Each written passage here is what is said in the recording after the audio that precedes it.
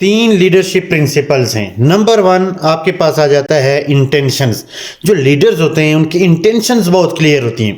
بہت صاف نیت ہوتی ہے ان کی، اور مثبت نیت کے ساتھ وہ آگے بڑھتے ہیں۔ اور دوسری چیز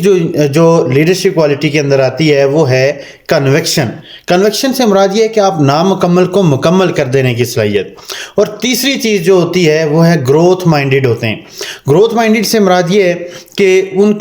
کا جو ایٹیچیوڈ ہے وہ پازیٹیو ہوتا ہے، وہ ہر وقت جو ہے ترقی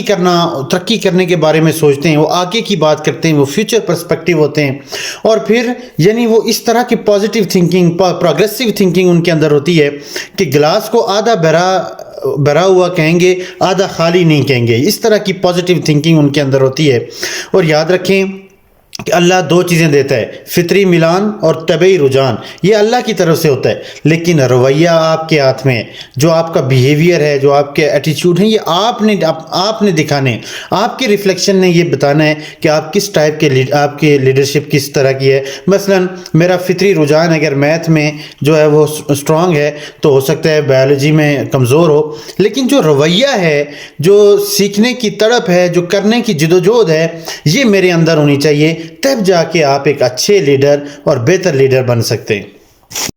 اچھا لیڈر کبھی مایوس نہیں ہوتا، وہ مایوسیوں میں امید کی کرن بن جاتا ہے، وہ وہاں استقامت کی مثال بنتا ہے جہاں عام لوگ جو ہیں وہ لڑکھڑا جاتے ہیں، وہ وہاں کھڑا رہتا ہے جہاں عام لوگ بیٹھ جاتے ہیں، اور وہ وہاں ریزسٹ کرتا ہے جہاں عام لوگ سرنڈر کر جاتے ہیں۔ تو اس کا مطلب یہ ہے کہ جو لیڈرشپ ہے اس کے لیے ضروری ہے کہ جہاں وہ ڈائنامک ہو، وہاں پروگریسو ان نیچر ہو، لیکن وہ بروقت فیصلہ ساز بھی ہو، اس کے اندر ڈیسیژن پاور بھی ہو، وہ ڈیسیژن لینا جانتا بھی ہو، تو وہ ایسا شخص جو ہے وہ اچھی لیڈرشپ کا حامل ہوتا ہے۔ لیکن یاد رکھیں ان ساری چیزوں کو اگر آپ ایک فارمولے کی شیپ میں لے کے جائیں تو آپ کا نالج پلس آپ کی سکلز،